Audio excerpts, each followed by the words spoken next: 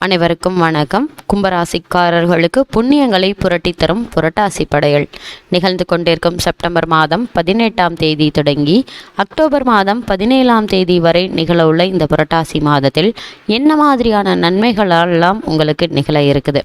குறிப்பாக புரட்டாசி மாதம் என்றாலே நாம் எல்லோர் நினைவுக்கும் வருவது புரட்டாசி சனிக்கிழமை தான். சனிக்கிழமையில் போடப்படும் படையல், தளியல் அல்லது தளிகை. மங்களகரமான மஞ்சள் ஆடைகளை அணிந்து கொண்டு திருப்பதியை நோக்கி செல்லுகின்ற யாத்திரை மக்கள், பின்னை முட்டும் அளவிற்கு ஓங்கி ஒலிக்கின்ற கோவிந்த நாமகோஷம். இப்படி ஒரு மனிதன் நன்றாக வாழ வேண்டும் என்று சொன்னால் அவரிடத்தில் செல்வம் இருக்க வேண்டும். உலகியலில் ஒருவன் பணம் தேவை என்று சொல்லுகின்ற பொழுது ஒரு வார்த்தையை சொல்வது வழக்கம். நாளைக்கு எனக்கு 1000 ரூபாய் தேவைப்படுகிறது, என்னிடம் இல்லை, யாரிடமாவது கேட்டு புரட்டி கொள்ள வேண்டும் என்று சொல்வதை கேட்டிருப்பீர்கள். இங்கே புரட்டி கொள்ளுதல் என்றால் உள்ளவர்களிடம் கேட்டு சேகரித்து கொள்ளுதல் என்று அர்த்தம். இந்த புரட்டாசி மாதத்தை பொறுத்த வரைக்கும் ஆசிகளை புரட்டி தரும் மாதம் என்று கூட சொல்வார்கள். எல்லா செல்வங்களையும் வைத்திருப்பவன் இறைவன். அவன் திருவருள் மங்கள ஆசிகளாக கிடைத்துவிட்டால் வாழ்வில் எல்லா வளங்களும் சேர்ந்துவிடும். துன்பங்கள் மாறி புதிய வாழ்க்கை பிறந்துவிடும். செல்வத்தை தேவைக்கு புரட்டுவது போல இறைவனுடைய ஆசைகளை புரட்டுவதற்கு, சேகரிப்பதற்கு என்றே ஒரு மாதத்தை நம்முடைய முன்னோர்கள் வைத்திருக்கிறார்கள். ஆசைகளை புரட்டி தரும் மாதம் என்பதால் இந்த மாதத்திற்கு புரட்டாசி மாதம் என்றும் பெயரும் வைத்திருக்கின்றார்கள். புரட்டாசி சனிக்கிழமை படையல் அப்படின்னா என்ன அப்படின்னு சொல்லி பார்த்தோம்னா, புரட்டாசி மாதம் என்று சொன்னாலே நமக்கு 3 விஷயங்கள் நினைவுக்கு வரும். புரட்டாசி சனிக்கிழமைகளில் போடப்படும் படையல், தளியல் அல்லது தளிகை, விண்ணை முட்டும் அளவிற்கு ஓங்கி ஒலிக்கின்ற கோவிந்தா நாமகோஷம், மங்களகரமான மஞ்சள் ஆடைகளை அணிந்து கொண்டு திருப்பதியை நோக்கி செல்லுகின்ற யாத்திரை மக்கள். இந்து சமயத்தை சேர்ந்த பலருக்கு குலதெய்வமாகவோ இஷ்ட தெய்வமாகவோ வரம் தரும் தெய்வமாக விளங்குகின்ற பெருமாள் திருப்பதி பெருமாள் தான்.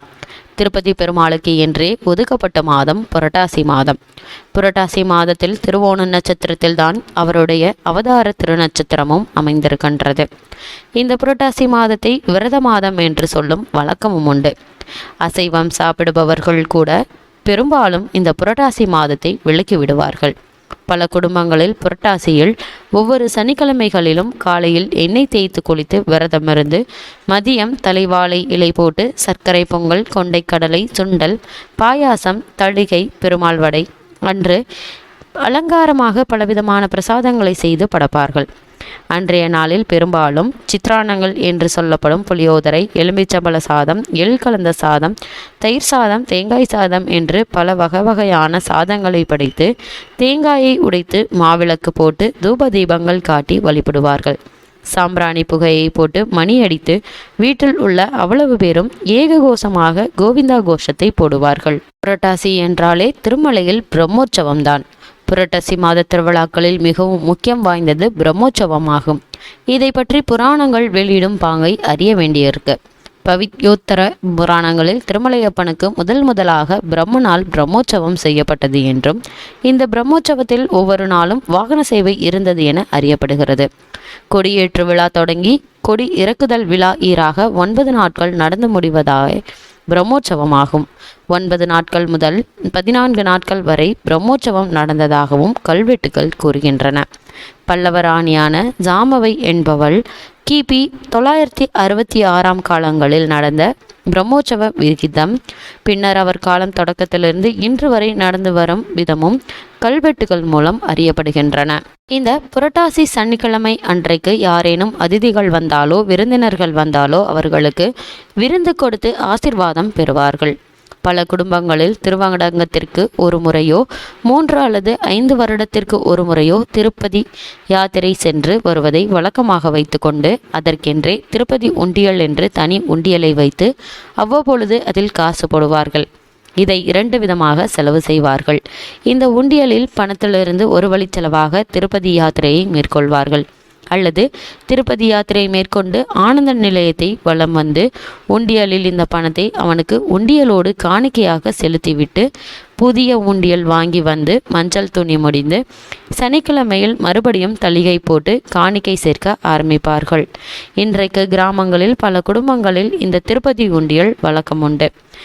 திருப்பதி ஏழுமலையானிடம் மன்னிப்பு கேட்டால் மன்னிப்பான், மறைத்து விட்டால் தண்டிப்பான் என்பதும் உண்டு. பெரும்பாலான மக்களுக்கு திருப்பதி ஏழுமலையானிடம் பயமும் பக்தியும் உண்டு. தவறு செய்துவிட்டால் கண்டிப்பாக தண்டிப்பான் என்கின்ற உணர்வு பெரும்பாலான மக்களுக்கு உண்டு. அதனால் மனரீதியாக தவறு செய்ய மாட்டார்கள். அப்படி தவறு செய்துவிட்டால் அவனிடத்திலே சென்று மன்னிப்பு கேட்டு நேர்த்திக்கடன் செய்து உடனடியாக பிராயச்சித்தம் செய்து கொள்வார்கள். இதுவும் இன்றும் கிராமங்களில் குறிப்பாக தென் தமிழகத்தில் காணலாம். இதை கவியரசு கண்ணதாசன் அழகாக பாடலில் சொல்லியிருக்கின்றார். ஊருக்கு மறைக்கும் உண்மைகள் எல்லாம் வேங்கடம் அறியுமடா, நீ உண்மையை சொல்லி நன்மையை கேட்டால் உன் கடன் தீருமடா என்று. கடன் என்றால் பாவங்கள் என்று அர்த்தம். கலிகாலத்தில் நம்முடைய கடன்களை தீர்த்து வைப்பதே தன் கடனாக, அதாவது கடமையை கொண்ட அவன் ஏழுமலையில் இருக்கின்றான். உலகத்தில் உள்ள லட்சக்கணக்கான மக்கள் அவனை நம்புகின்றார்கள், நம்பி கை தொழுகின்றார்கள்.